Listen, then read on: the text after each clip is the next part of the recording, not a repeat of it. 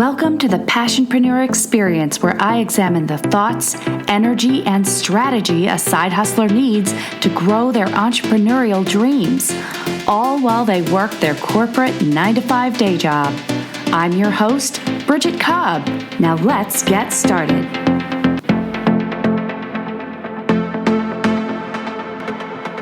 Hey everybody, welcome back to the Passionpreneur Experience. So glad you're back with me again this week.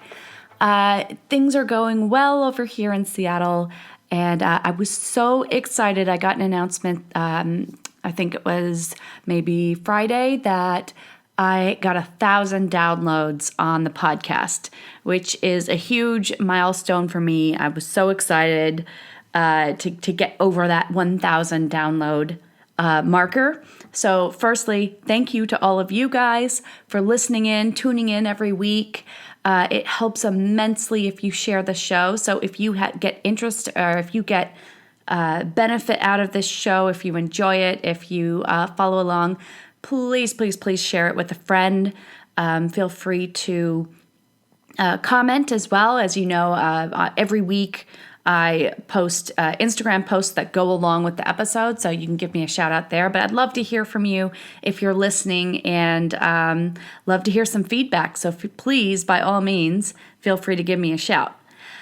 So let's get into today's topic. And today I went a little bit old school. And by old school, I mean the 1600s. I was thinking about how do you keep your momentum going? How, if you get stalled, do you restart? And I was kind of spitballing this back and forth between my partner and I was just struggling, going, I can't get started. I can't write this article. I was trying to write a blog post, which is now up on my website if you want to read it. But it's also going to be a podcast, so you can listen to it, you can read it, whatever your pleasure. But I'm sitting there struggling about how to get started, and he's asking me questions like, well, why'd you get stopped? What happened there? Or what could you do? And so we're going back and forth, and I kept thinking, wait, this is some law. Isn't there some law around this? Like, once you stop, it's really hard to get going again. And finally got to Newton's Law. That's where I was trying to go. And so I thought, I'm going to look that up. And as I started reading the first or the three laws in Newton's Law of Motion, I thought, this is actually very translatable to how we show up as entrepreneurs on a daily basis. So my suggestion to you is, even though we wear many hats as an entrepreneur, the CEO hat, an accountant hat, marketer, HR, sometimes we're a product manager, we're kind of all things, there's one hat that we never take off in our businesses. We should be wearing it at all times. And that hat is our physicist hat. So if you didn't think you were a physicist, I have news for you. As an entrepreneur, you absolutely are. And that is because I think we apply Newton's law of motion into our businesses every single day. And this is so important because, yes, while Newton was probably talking about a rock rolling down a hill when he first started looking at this, or objects, physical objects staying in motion or not, I think that we can kind of translate this and make sense of it for us as entrepreneurs. So let's take a look at each law. He's got 3 laws and how that relates to us as an entrepreneur. So the first law of Newton's law of motion is an object in motion tends to stay in motion. Similarly, an object in rest tends to stay in rest until acted upon by an outside force, and that is known as inertia. So if something is sitting still, it's likely to stay sat still. And how this looks like, in our business is that every single day we have the opportunity to grow our business, to plateau our business, or to put our business in decline. And if we show up, the way we show up every single day is kind of that force, that inertia that's either pushing us or stopping us. All right, so if you want to think about it this way, that we have the power to exert that outside force to exert inertia by our thoughts. How do we show up? What thoughts are serving us? What thoughts aren't serving us? Because at the end of the day, our thoughts create our action. That's the movement, whether that's going to be a stopping motion or a starting motion. And then that rolls on to how we feel and think and act. So the first law, if we default to staying in motion, and that's kind of where we are, we can even bring in new energy to excite that, to push it further or faster if we want to. But just know that as an entrepreneur, every single day, we come in with certain thoughts and beliefs about who we are as an entrepreneur, who we are as a business, and what we're capable of. And those thoughts that we have, that determines whether our business pushes forward or it slows down or even stops. All right, so that is Newton's first law of motion. An object in motion tends to stay in motion or rest until acted upon by an outside force. Definitely plays along with how we show up as entrepreneurs. Now let's take a look at Newton's second law of motion, and that is the velocity of an object changes when subjected to an external force, and that is also known as momentum. Now, I love momentum. I think it is a very powerful driver, and it can really go both ways. I mean, when we think of momentum, we often think that it's a positive thing, that we're building and building, and one positive thing comes after another, but it can go the other way if you start to build on negative thoughts or really, start to get into self-doubt, and that keeps rolling. That can build momentum as well. The way I like to think about it, though, is in terms of celebration. So the more we acknowledge milestones, accomplishments, successes along the way, the more we kind of get into this practice of self-recognition. And as we're self-recognizing, we are identifying our strengths along the way. So you're continually noticing that got me great results. That I felt powerful in that instance of designing that product or delivering that service. My clients and customers gave me powerful feedback. This really spoke to them. There's a strength there. And as you identify those strengths, you can capitalize on them. You can build more around them. You can add more to it, all building on your strengths. And each time you build and recognize a new layer, that's more value that you're going to bring to your customers. So more value and happy customers equals an even happier business.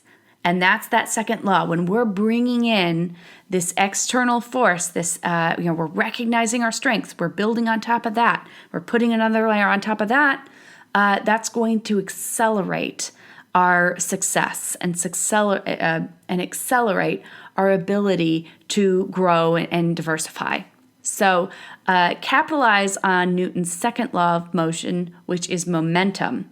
And the more that we can build on that, the better results we get for our customers. Let's take a look at his third and final law of motion, and that is, for every action, there is an opposite and equal reaction. And that's also, he kind of discovered that in lift and thrust. All right, so when you think about it, the airplane takes off into the air. It's actually pushing against the air below it to propel it up into the sky. And the way I like to think about this is experimentation. So when we're experimenting in our businesses, we are often stepping into the unknown. We are often, taking a risk, and we don't know the result. That makes us a bit uncomfortable. So if you want to think about this opposite and equal reaction, our willingness to get uncomfortable can equally propel us forward into an area of unlimited opportunity or potential. That willingness to be uncomfortable and learn a new skill or tap into a new market can give us exciting professional and personal growth. So they're kind of polar opposites here, but it's our ability to recognize, yep, we're out of our comfort zone right now. This feels awkward. It doesn't feel successful. But I know there's an opposite and equal opportunity to be largely successful out of this willingness to be uncomfortable. And so you can use that energy, kind of that pent up, crazy, I don't know what I'm doing, I'm unsure, and construct that, a more useful construction of that energy and push yourself forward into new opportunity.